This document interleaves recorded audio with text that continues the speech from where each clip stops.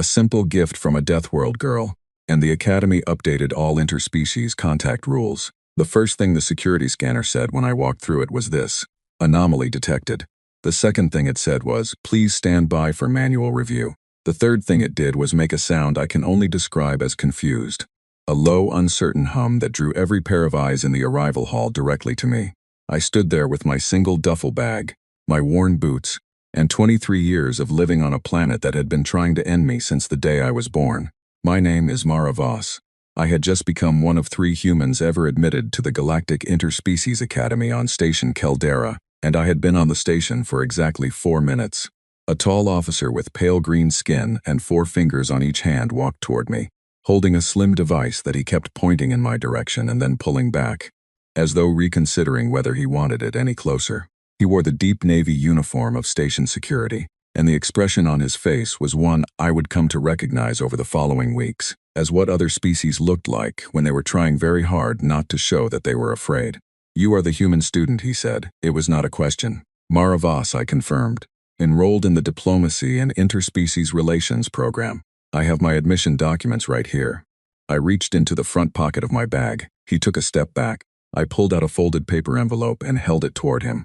He stared at it for a moment, then carefully took it with 2 fingers, the way you might pick up something you found on the floor of a train station. The hall around me was enormous.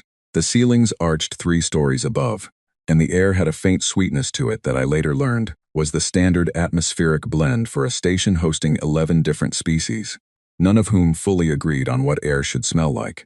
Travelers and students moved through the space in clusters, and I noticed that a wide, clear circle had formed around where I was standing.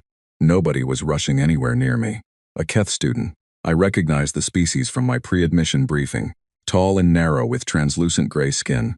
Caught my eye and immediately looked away, stepping sideways to put more distance between us. I was used to being stared at. I grew up in a small town in northern England, moved to a city at 17, and was the only human applicant accepted into the Academy's current intake cycle. Being looked at was not new. Being looked at the way people look at something they are not sure will stay contained. That was new.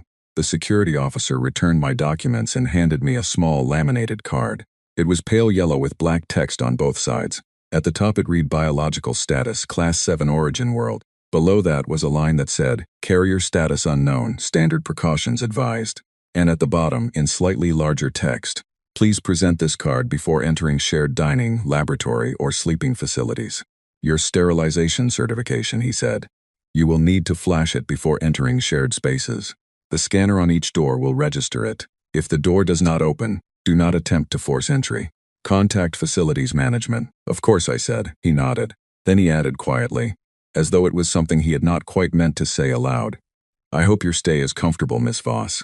We do not get many of your kind here. I noticed, I said. He almost smiled. Then he walked away quickly, still holding his scanner at his side, still glancing back at me once before he turned the corner. I picked up my bag and followed the direction signs towards student housing. My assigned room was on level 7 of the residential block, in a corridor that housed 12 students from 6 different species. I found this out from the welcome packet they had delivered to my room. A slim folder that had been slipped under the door rather than handed to me in person, which I suspected was intentional. The folder included a map, a schedule of orientation events, a list of shared facilities and their hours, and a 4-page document titled, Living with a Human, a Brief Guide for Neighboring Students. I sat on the edge of my narrow bed and read that document very carefully. It told my neighbors that I was unlikely to be contagious in any meaningful way, but that my expired skin cells, exhaled breath, and any substances I touched should be treated with standard biohazard protocol until further assessment was complete. It said I might make loud vocal sounds that could sound alarming, but were probably not distress signals. It said I had a reputation for unpredictable physical activity. This was, I gathered, how they described things like stretching and going for walks. And it said, in its final paragraph, that humans from Earth had demonstrated a puzzling tendency to approach other species without warning, which might feel threatening but was, as far as research could determine, a gesture of social bonding. I put the folder down.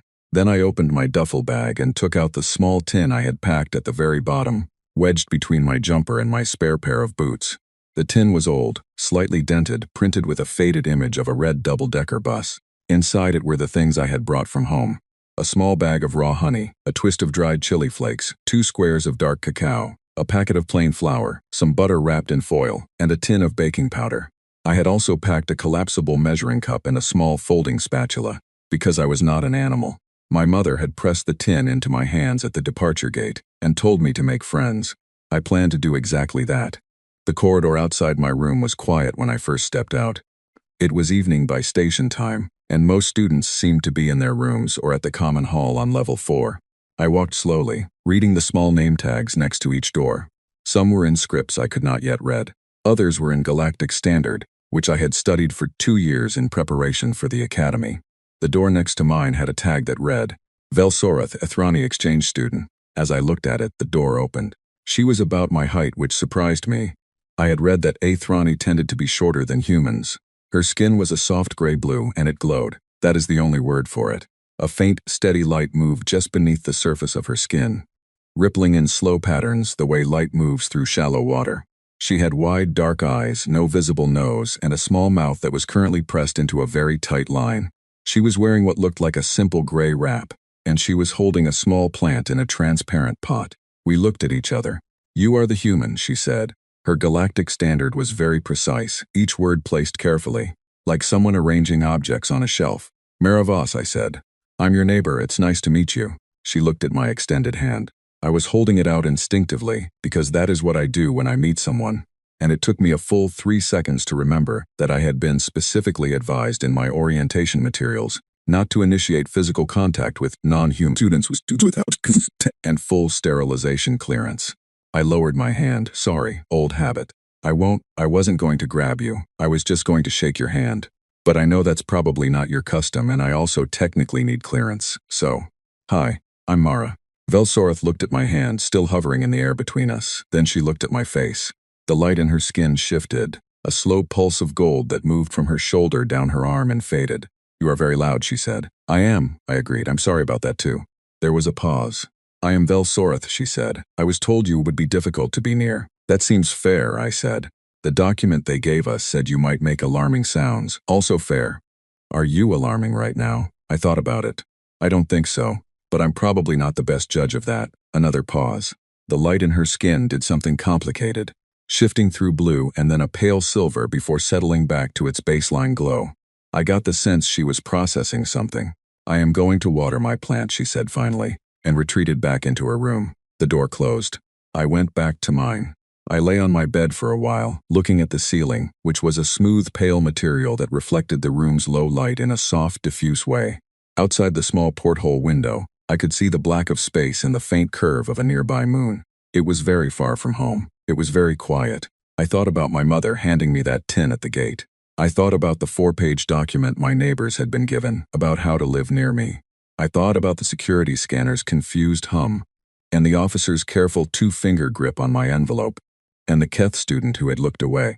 Then I thought about cookies. Specifically, I thought about how tomorrow was the first full day of orientation. I thought about how the common hall on level 4 had, according to my map, a small shared kitchen alcove open to all residential students between the hours of 7 and 9 in the morning. And I thought about how my mother had always said that you could tell a lot about a place by whether people were willing to share food. I got up, retrieved my tin from the bag, and started reading the label on the baking powder to check it had not expired on the journey over. It had not.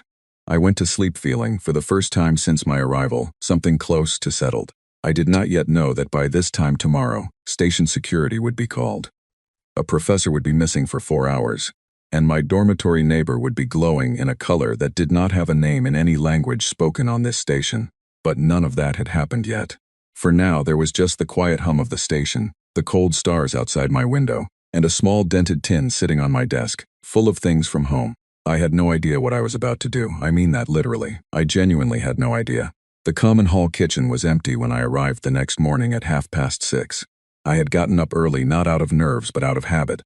I had been waking before dawn since I was a child, a leftover instinct from years of early school runs and later, early shifts at the bakery where I had worked through my university years. My body simply refused to sleep past 6 regardless of what the station clock said, and since I was awake anyway, I figured I might as well be useful. The kitchen alcove was a small, clean space tucked into the corner of the common hall. It had 2 heating units, a prep surface, a cooling compartment, and a set of shared utensils hanging on a rack above the counter. A sign above the rack, printed in 9 languages, indicated that all utensils were to be cleaned immediately after use, and that the introduction of non-registered biological compounds into the shared space required prior clearance from the facility's health officer. I read that sign twice. I thought about it. Then I decided that honey, cacao, flour, and chili were not exactly non-registered biological compounds in any meaningful sense, because they were all naturally occurring substances that any basic chemical scan would identify immediately. And because I was going to clean up after myself, and because I was fairly certain the sign was really aimed at the kind of student who might try to culture something in the shared fridge, which was not what I was doing. I was baking cookies. I set out my ingredients on the counter, unfolded my measuring cup, and got to work. The recipe was one I had been making since I was 12.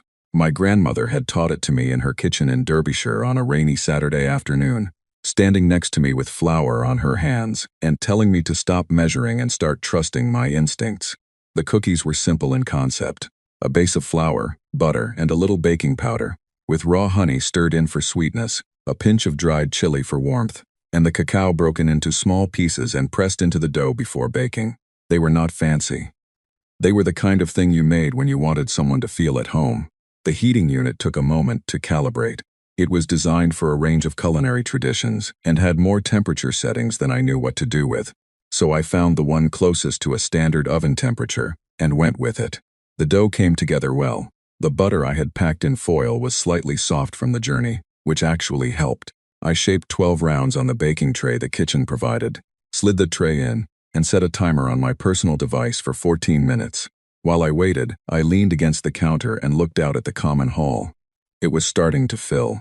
Students were drifting in 1s and 2s, mostly heading for the dispensing units along the far wall, which I guess served whatever each species considered a morning meal.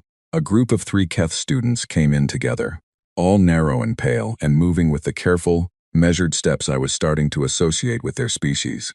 A pair of Drovan students, stocky and rust-colored, with wide flat faces and a habit of communicating in short bursts of subsonic sound that I could feel in my chest, sat at one of the central tables.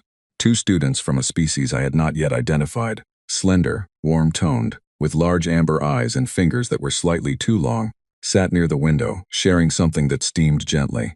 Nobody came near the kitchen alcove. I suspected this was not a coincidence. The smell reached the hall before the timer went off.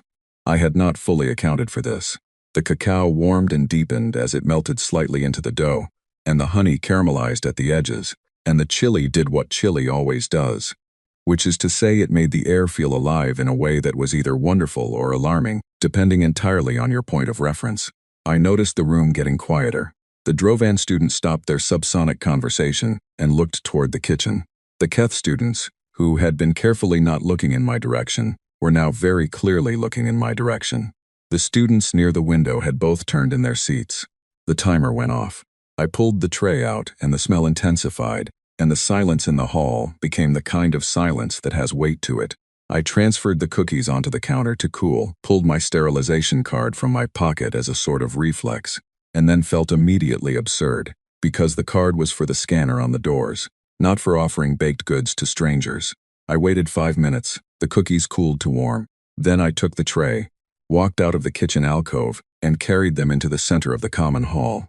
"Good morning," I said to the room in general in Galactic standard. "I made cookies. They're from an Earth recipe. If anyone wants one, please help yourself." The silence continued. I stood there with my tray. One of the Keth students near the dispensing units turned to the others in his group and said something very quietly in his own language. I caught one word in Galactic standard, which was voluntarily. The students near the window exchanged a look that I could not fully interpret. One of them leaned slightly forward in their chair, amber eyes moving between me and the tray, with an expression of intense and conflicted interest. Then the door at the far end of the common hall opened and Velsoreth walked in. She saw me, she saw the tray. She stopped. I lifted it slightly in her direction, in what I hoped was a welcoming gesture. She crossed the hall toward me slowly, which I appreciated, because it gave me time to notice how every other student in the room tracked her movement with open relief, as though she were the one being asked to do something brave on all of their behalf. She stopped in front of me and looked at the tray for a long time. "These are food items," she said. "They are. Cookies. They are sweet with a little heat at the back. The dark pieces are cacao, which is a plant product. The sweetness comes from raw honey. There is a small amount of dried chili in the dough. It is safe for you to eat. I checked the Athrani dietary compatibility list in my orientation materials last night before I went to sleep. She looked up at me. You checked. Of course I checked. I wasn't going to give you something without making sure first. The glow in her skin shifted. Just briefly. A single pulse of gold, gone almost as soon as it appeared. I will try one, she said. She picked up a cookie, carefully, as though it might move, and took a small bite from the edge. I watched her face. It was not a face that moved the way human faces moved. The expressions were subtle, communicated as much through the shifting light beneath her skin as through any change in her features. For 3 seconds, nothing visible happened. Then the light started. It began at her fingertips, a sudden bright flare of blue-white that shot up her arm in an instant. Her baseline glow tripled in intensity. Then the color changed, gold, then violet, then a green so bright it lit the underside of the table next to her, then back to blue, then a deep, pulsing amber. Her skin was cycling through her entire visible spectrum in waves, each color chasing the last, moving from her core outward in rhythmic expanding rings. She made a very small sound. It was not a word. It was more like a breath becoming something else entirely. Every student in the common hall was now staring at her. I said very carefully, "Are you all right?" She did not immediately answer. The lights kept moving. Her eyes were very wide. "I am." Then she stopped. Then she tried again. "I cannot currently. There are no words in any language I speak for. This is." She stopped again. The amber settled across her. Deep, warm, unbroken amber, pulsing slowly like a heartbeat. "This is extraordinary," she said finally. Her voice was quieter than I had heard it before. "What is inside this?" "Honey, cacao, flour, chili butter, and baking powder. That is all? That is all." She looked at the cookie still in her hand. Then she looked at me. Then she glowed amber again, brighter. I became aware of movement at the edge of my vision. One of the students who had been near the window, one of the amber-eyed ones, had stood up from their table and was now standing about 2 meters away, watching Velsorath with an expression I could only describe as deeply envious. I held out the tray. They hesitated. Then they reached out and took a cookie. Behind them, the other amber-eyed student was already on their feet. I had just extended the tray toward the approaching students when the doors of the common hall opened again, not the student entrance, but the far set of doors that led to the faculty corridor, and in walked a professor. He was Keth, tall, narrow, gray-white, with the characteristic flat planes of his species face and eyes that were large and almost perfectly round. He wore the deep charcoal robes of a senior faculty member, and he was moving with the brisk, purposeful walk of someone who had heard something unusual happening and had come to investigate. He saw me first. He stopped. Then he saw the tray. Then he saw Velsorath, still cycling gently through amber. He crossed the hall in 6 long strides. "Student Voss," he said. "What is occurring here?" "Good morning, Professor. I baked cookies. Would you like one? They are quite good." He looked at the tray. His expression was the careful, professional neutrality of someone who had spent a long career keeping their feelings off their face. He reached into his robe pocket, pulled out a small scanning device, and held it over the tray. The device gave a reading. He studied it. His expression did not change. "I will need to take these," he said, "for safety assessment." "Of course," I said. He picked up the tray. He looked at one cookie for a long time. Then, with the deliberate, measured motion of a man performing an official duty, he picked one up and ate it. The room went very quiet again. He stood completely still for approximately 4 seconds. Then he turned and walked out of the common hall through the faculty doors, still carrying the tray, at a pace that was slightly faster than the one he had entered with. I did not see him again for 4 hours. When the doors swung shut behind him, the common hall remained silent for another full second. Then one of the Drovan students made a sound I could not interpret. The amber-eyed students were both glowing faintly now, a soft, warm pulse that I guessed was a physiological response I had no name for. Velsorath was still amber, steadier now, quieter.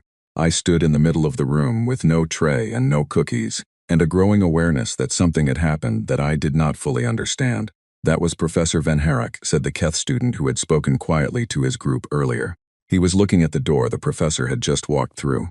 "He has not left his office before 9 in the morning in 6 years. "Oh," I said. "He also does not eat in common spaces. It is a known thing about him." "I see. He just ate your food." "Yes."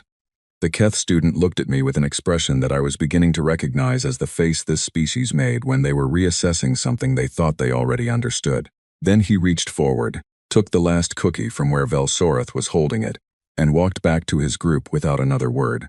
I went back to the kitchen to clean up the tray. Station security arrived 12 minutes later. There were 2 of them. The same pale green-skinned officer who had greeted me at the arrival scanner, and a second officer I had not seen before, shorter, with rust-brown skin and the wide stance of someone used to moving in low gravity. They both stopped just inside the kitchen alcove and looked at me. I was washing the measuring cup.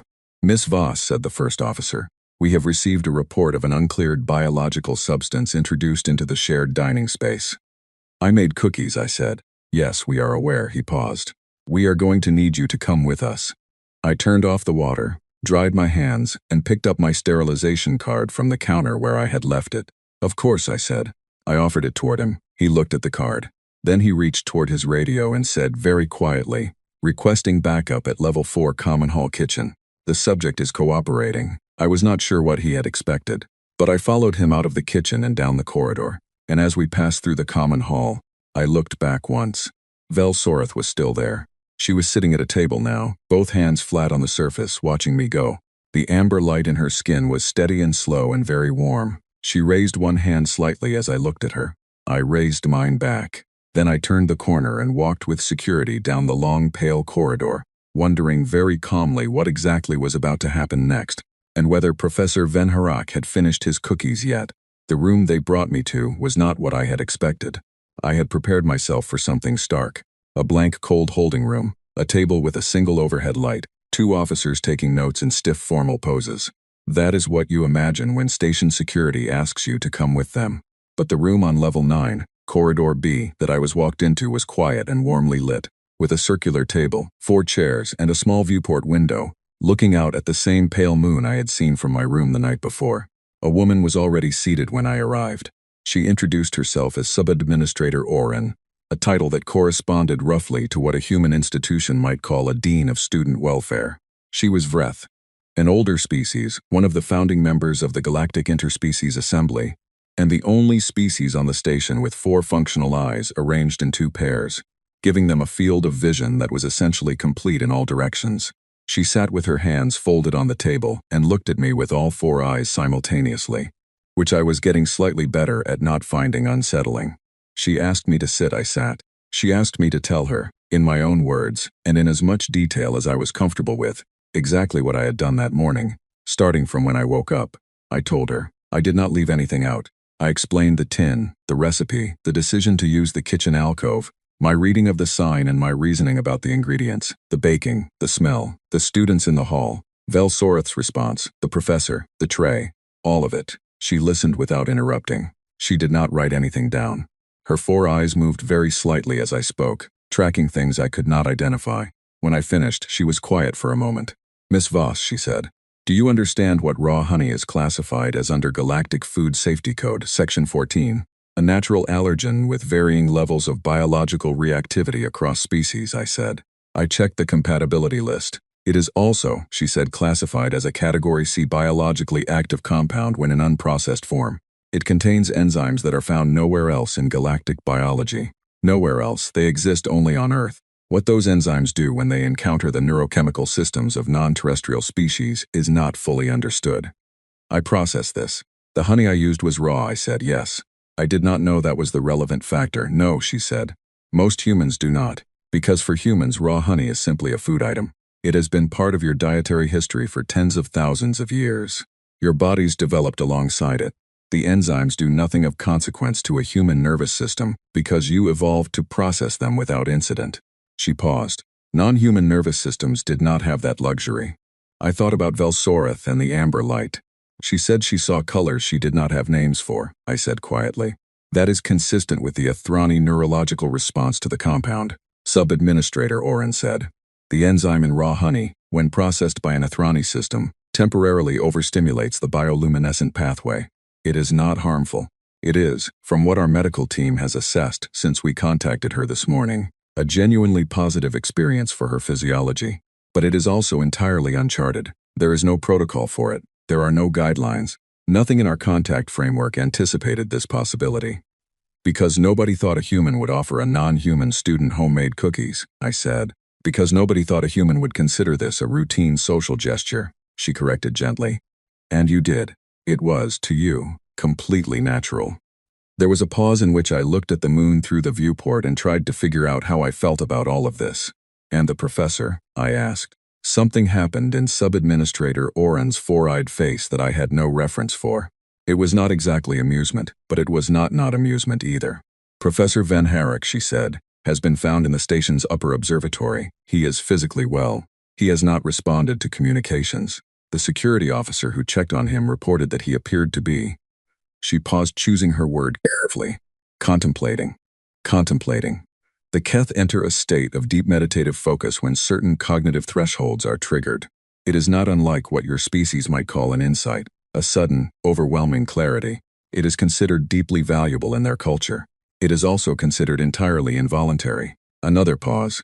The cacao you used, where did it source from? My bag. I brought it from home. It was a 70% dark bar, organic, from a small maker in Bristol. Unprocessed origin? Bean to bar. Yes, she nodded slowly. Cacao at that concentration, when processed by a Keth system, binds to the same neurological receptor that their species uses for deep focus meditation. It essentially forces the state open. For Professor Van Herrick, consuming your cookie was, she paused again, involuntary enlightenment, you might say. I sat with that for a moment. And the chili? I asked, because at this point I felt I needed the full picture. The capsis compound in dried chili acts as a mild circulatory stimulant in 11 of the 12 species currently resident on this station, she said. The 12th species is human, for whom it registers primarily as flavor. For everyone else, it amplifies whatever the other compounds are doing. I looked at the table. So the cookies were, I started, a honey cacao chili compound that, combined, functioned as a broad-spectrum neurological experience enhancer for every non-human species present. Sub-Administrator Oren said. Yes, that is what you baked this morning. That is what you offered freely to strangers in a common hall. The silence that followed was a very specific kind of silence. The kind that happens when you fully understand something for the first time and realize that understanding it has not made it any better, or any worse, only more clear. I was trying to make friends, I said. I know, she said. And her voice for the first time since I had sat down was not clinical or formal. It was simply honest. I know you were, Miss Voss. That is the most important part of this conversation, and it is why this is not a disciplinary proceeding. Then what is it? An assessment, she said. We need to understand what happened, not to punish you, but because what happened this morning has no equivalent in our existing frameworks. We have guidelines for species contact. We have protocols for biological substance control. We have procedures for incidents in shared spaces. What we do not have is any framework for what happens when a human performs an ordinary act of social generosity that turns out to have effects none of us anticipated. She stood, which I had not expected, and moved to the viewport. For a moment she stood with her back to me, all four eyes presumably looking at the same moon I had been watching. 3 years ago, she said, we had our first human students. We prepared extensively. We read everything available on human biology, psychology, behavior. We were prepared for the physical differences. Your gravity tolerance, your immune system, your dietary range. We were prepared for the cultural differences, your directness, your noise, your surprising tendency to touch things and each other. We thought we had accounted for everything. She turned back. We had not accounted, she said, for the possibility that a human might, on her second day here, attempt to feed the entire student population. I almost smiled. I held it back, because the moment felt too serious for smiling, but it was a near thing. In fairness, I said, I only made 12 cookies. 11 students were affected, she said. Professor Van Herrick is still in the observatory. That is a 12-to-1 ratio of impact per cookie. This is genuinely impressive, Miss Voss, even before we account for the fact that you had no idea what you were doing. I did smile then. I could not help it. She sat back down and looked at me with all four eyes, steady and direct. There will be a formal review, she said. Not of your conduct. We are satisfied that your intent was benign and your actions were taken in good faith, but we will need to review our contact protocols, all of them. This gap cannot remain. Can I ask something? Velsoreth, I said. Is she all right? The something adjacent to amusement moved across her face again. She is glowing amber, Sub-Administrator Oren said. She has been glowing amber for 2 hours. Our medical team advises that amber in Ethrani bioluminescence is associated with deep contentment. The state is expected to persist for another several hours at least. I thought about Velsoreth raising her hand as I was walked away down the corridor, the amber light steady and slow. Good, I said quietly. That's good. Yes, said Sub-Administrator Oren. It is. She dismissed me after that, with a reminder to carry my sterilization card and a request that I submit any further plans to cook for others to the facility's health office for review in advance. I told her I understood. She told me the office hours were 9 to 12 and 2 to 5. I thanked her. On my way back to the residential corridor, I passed the door to the faculty wing. It was closed. Somewhere beyond it, in the upper observatory, a Keth professor was having 4 hours of unwanted enlightenment, and I did not know whether to feel terrible about it or not. I decided to feel cautiously carefully, not quite terrible about it, and see how the next few days went. My room was quiet when I got back. I sat at the small desk and opened my personal device, and pulled up the Galactic Standard Dictionary, because I wanted to look up the Athrani word for amber. It did not exist as a standalone word. What I found instead was a long phrase that translated roughly, haltingly, and imperfectly as the color of warmth that comes from another person. I closed the dictionary. I sat for a while. Then I got up, filled the electric kettle from the tap, and made myself a cup of tea. I sat with it next to the viewport and watched the stars, and thought about my grandmother and her rainy kitchen, and her flour-dusted hands, and about how she had always said that feeding someone was the most honest thing you could do. Outside, the station hummed its constant low note. Inside, I drank my tea and thought about what it meant to be from a place that had been trying to end you since the day you arrived in it, and how you carried that place with you, even when you were very, very far away.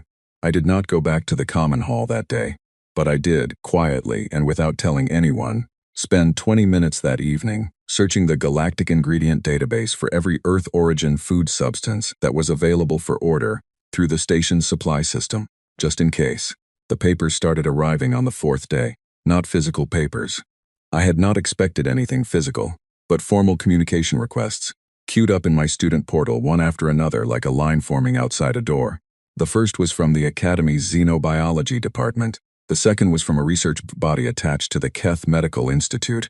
The third, fourth, and fifth were from independent researchers at 3 different institutions, whose names I did not recognize, all requesting interviews under the heading Earth Culinary Compounds. Intersectional neurological effects in non-terrestrial species. I read them all sitting on my bed with my cup of tea, in the same jumper I had worn since my first day, because the station temperature was set for 11 species simultaneously, and my body had decided that 11 species average was approximately 4 degrees too cold. The 7th paper request arrived while I was reading the 6th. I put the device down and stared at the ceiling. 7 papers, I said to the ceiling.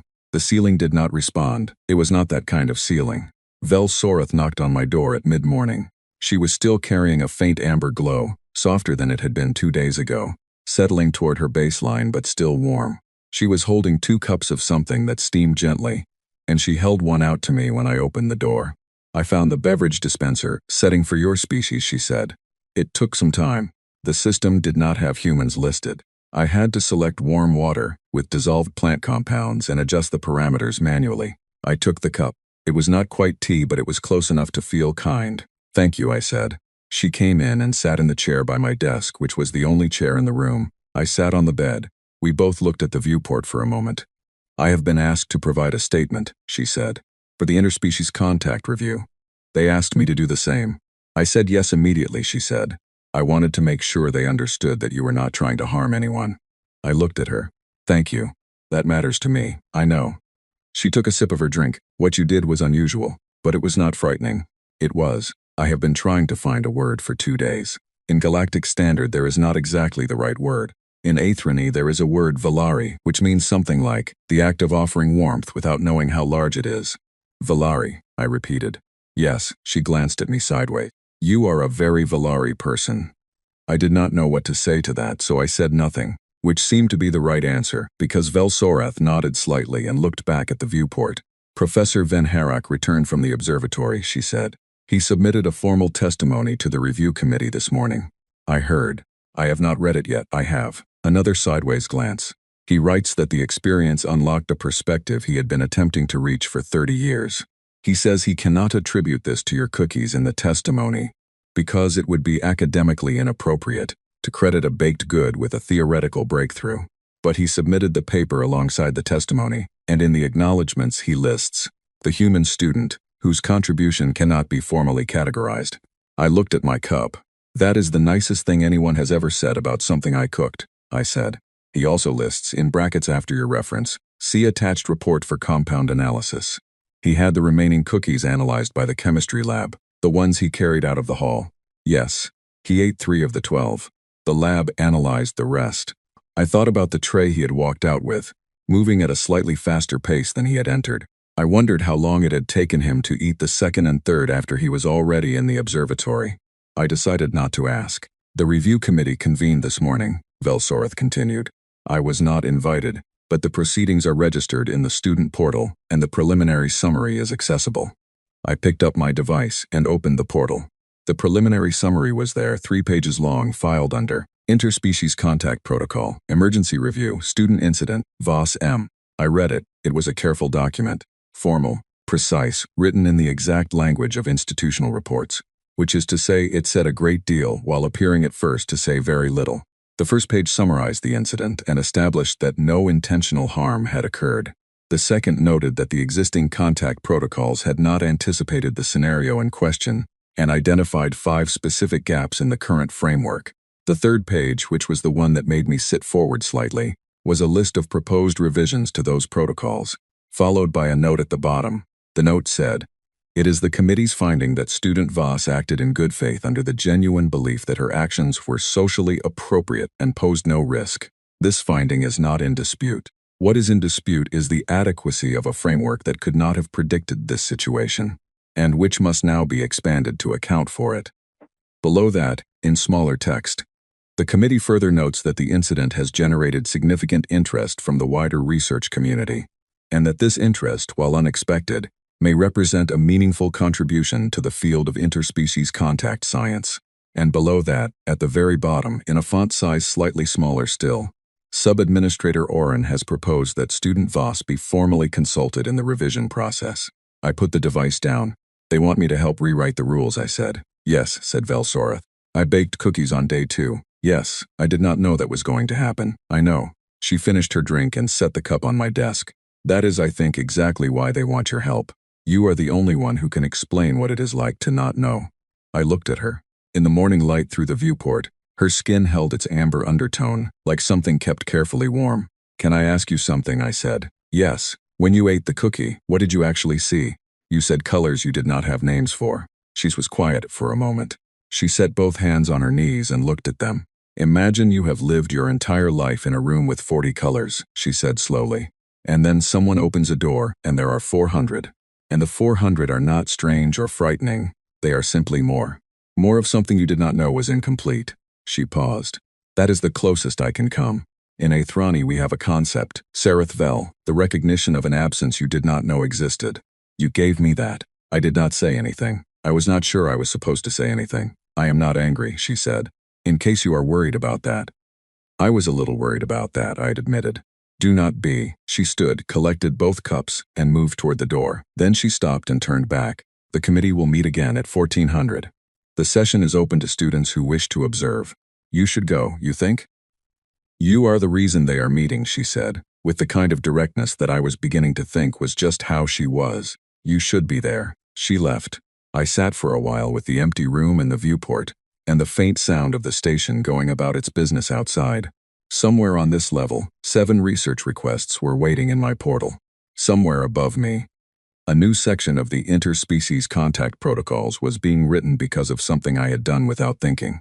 At 1350, I got up, put on my second warmest jumper, and went to the committee room on level 11. I sat in the observers' gallery at the back, above the main floor, where the committee of 9 sat around a wide elliptical table. Sub-Administrator Oren was at the center. Professor Van Harach was at one end, looking entirely normal, showing no visible sign of his 4-hour observatory session, except for a kind of settled stillness about him that had not been there before. He looked, I thought, like a person who had reached the end of a very long sentence. They spent 2 hours working through the framework revisions. I sat and listened and took notes. I did not interrupt. I did not speak. But when Sub-Administrator Oren looked up at the end and said, "Does the observer have any comments before we close?" And there were 12 observers in the gallery, and she was looking directly at me. I stood up. "Only one," I said, "are revising the guidelines for human cultural expression. I think that is the right thing to do. But I want you to know, And I say this not as a complaint, but because I think it matters for the revisions, that the version of me who walked into that kitchen with her tin of ingredients did not think she was doing anything unusual at all. She was doing the most normal, natural thing she knew how to do. And if you write rules based on the assumption that humans will know where their ordinary behavior ends and your thresholds begin, those rules will not hold, because we mostly do not know.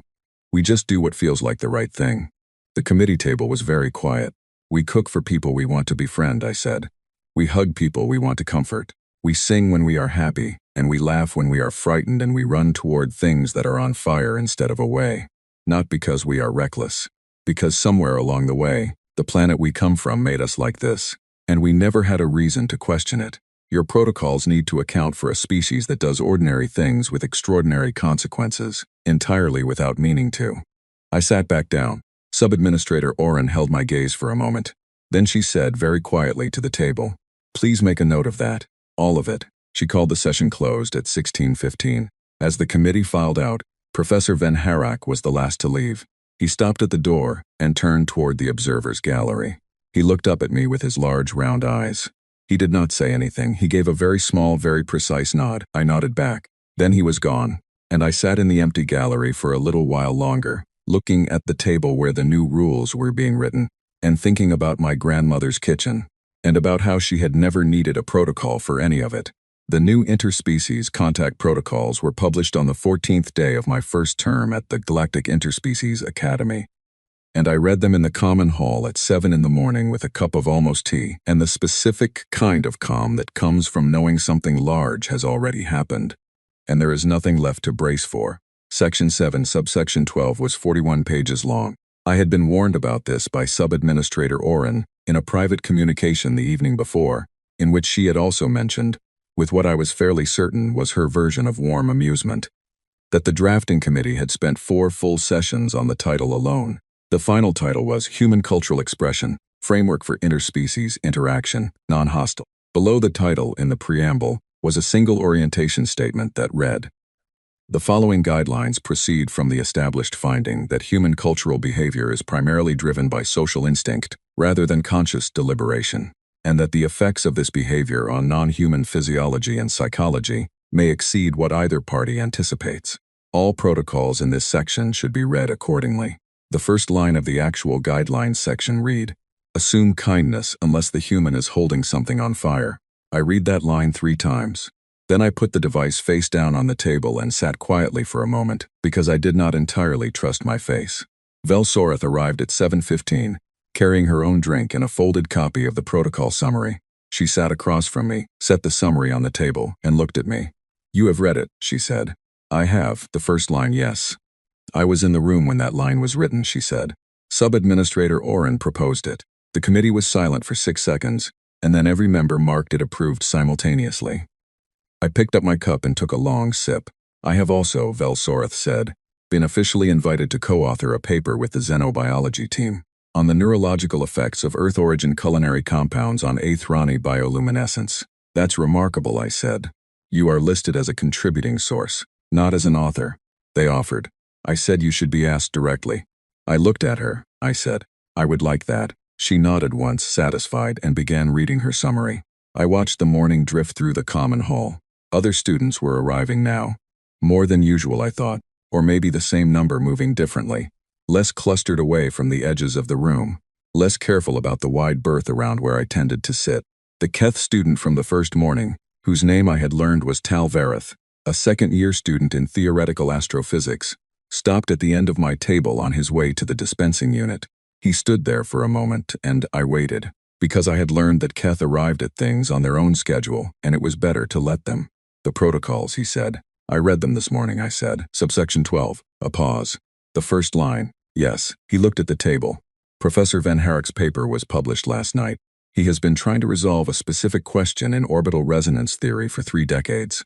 The insight he reached in the observatory, the one that came from your cookies, it unlocked the final piece. The paper is already being called significant." I did not know what to say. "He listed you in the acknowledgments as the human," Tal Vareth said. I asked him about this. He said he did not feel he had the right to use your name without asking you first. He was intending to ask you today. He can use my name, I said immediately. Talvareth nodded. I will tell him. He paused again and then he said, so quickly it was almost under his breath. I also took one of the cookies. Before you were walked out. From the floor of the hall. I am sorry for not saying so sooner. I blinked. One of them fell off the tray, he said, when you held it out, and the security officers arrived. It landed on the floor. I was closest. I picked it up and, a long pause. I have been stuck on my final year thesis for 7 months, he said. I solved it last night. He looked at the wall rather than at me. I do not fully understand what happened, but I thought you should know. He walked to the dispensing unit and did not look back. I sat with that for a long moment, holding my cup. That is 3, Velsorath said, without looking up from her summary. 3 what? People whose intellectual problems were resolved by your cookies. She turned a page. There was also a Drovan student in the observatory area who had a breakthrough in materials science. She submitted a note to the committee. You may not have heard about her. I had not. 4, I said. 4, she confirmed. The common hall filled around us. The morning moved through its ordinary rhythms. Students arriving and leaving. The low hum of the dispensing units. The slide of doors, the faint blend of 11 different species in the same air. I sat at my table with my almost tea, and the new protocols, and the strange quiet weight of knowing that something I had done without thinking had changed things. Not dramatically, not in the way of explosions or declarations, in the way of a door being opened, or a window being cracked just enough to let a different kind of light in. At 9 o'clock, Subministrator Oren sent me a formal communication. It was brief. It said that the Academy had received 14 requests from research institutions across 6 star systems for access to the incident documentation, and that 3 of those institutions had additionally requested that I consider joining their research programs as a guest contributor at some future point. It said this information was being shared with me not to pressure me, but because she felt I had a right to know what my first 2 weeks had set in motion. At the bottom she had added, in slightly different phrasing than the formal text above it, I also wanted to say, simply, that I am glad you are here. I do not think we knew what we were missing until you arrived. I read that last line twice. Then I forwarded it to my mother with no additional context. She replied in 8 minutes. The reply contained only one word, followed by a string of small colored images that I was fairly sure were meant to express pride. I put my device down and smiled at the table. The door at the far end of the common hall opened and the security officer I had offered the cookie to on the first morning walked through on what was clearly a routine patrol. He was moving with the same measured pace as always, same navy uniform, same careful posture. He crossed the hall without stopping. Then he stopped. He had reached the section of the hall near my table, and he stopped there for a moment, and he looked at me, and I looked at him. I reached into my bag. The facility's health office had, as of 3 days ago, approved a revised version of my recipe for general distribution, flagged under the new Section 7, subsection 12. The approved version used processed honey rather than raw, which reduced the neurological intensity to a level the committee described as perceptible, but not overwhelming. I had been baking the revised version since then, mostly because I had nothing else to do in the evenings and it felt like something I could give back.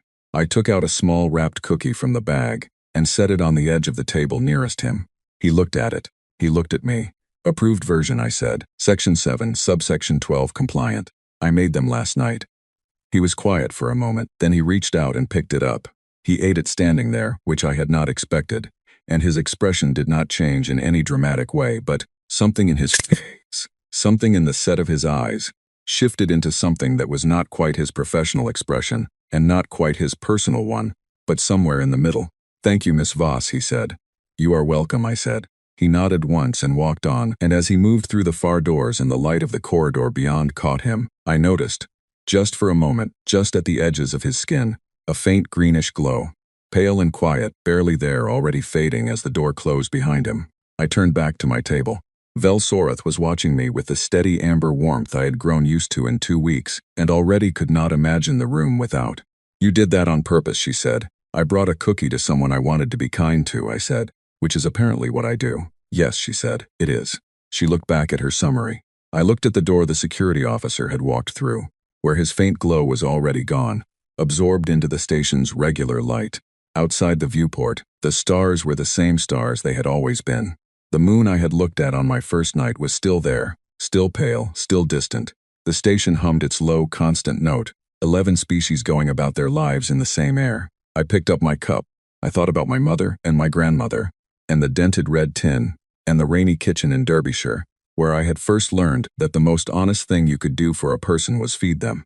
I thought about 40 colors becoming 400.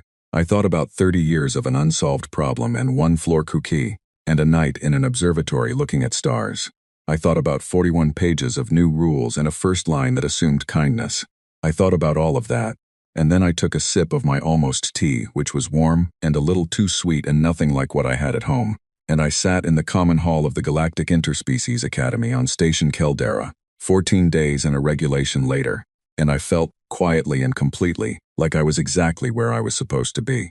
The laminated yellow card was in my pocket. I still carried it, but lately I had started to feel less like it was a warning and more like it was a beginning. Maybe that was the same thing where I came from. Maybe that was just Earth.